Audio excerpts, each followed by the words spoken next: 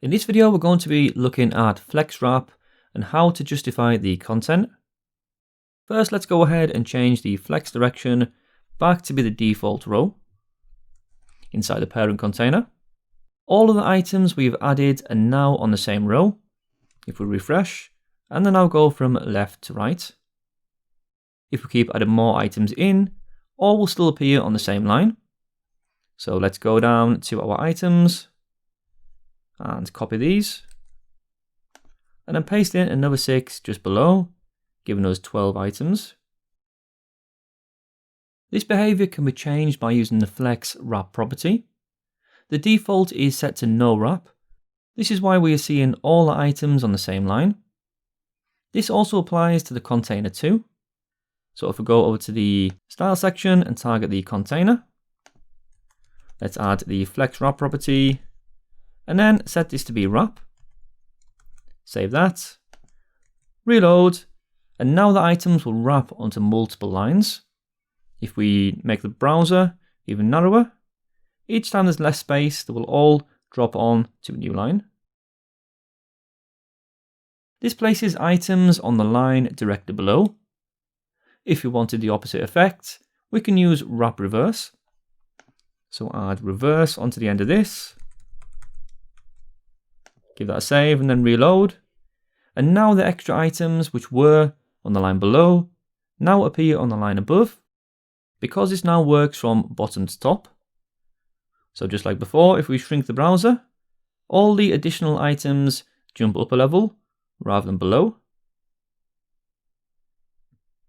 In fact, there is also a shorthand for this flex wrap and also for flex direction to add these into one property, and this is called flex flow.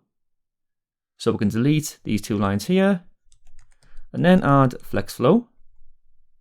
This takes in two values. The first one was our value of row for the flex direction, and then the second for wrap. So this first value is flex direction, then the second one is for flex wrap. Save that. And now we've merged these two lines into one. The next thing I want to show you is how to justify the content. This is used to control how our items are spaced out across the main axis. This is also a CSS property which is added to the container.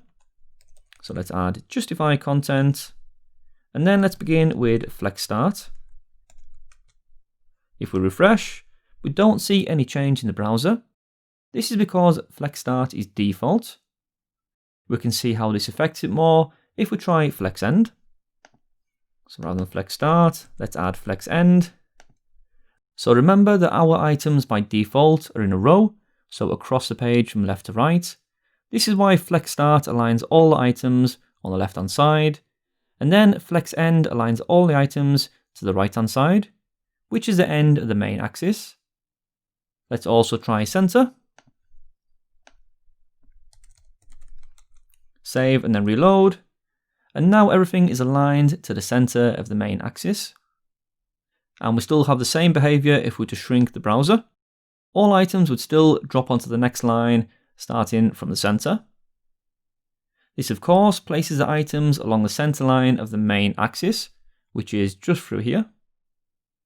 The next three options are all related to how the available space between these items gets distributed.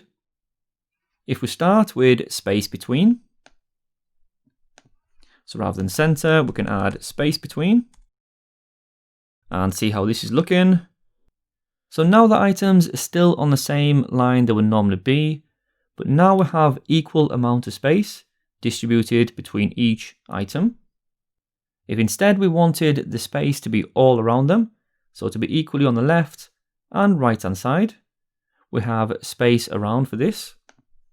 So change space between to be space around.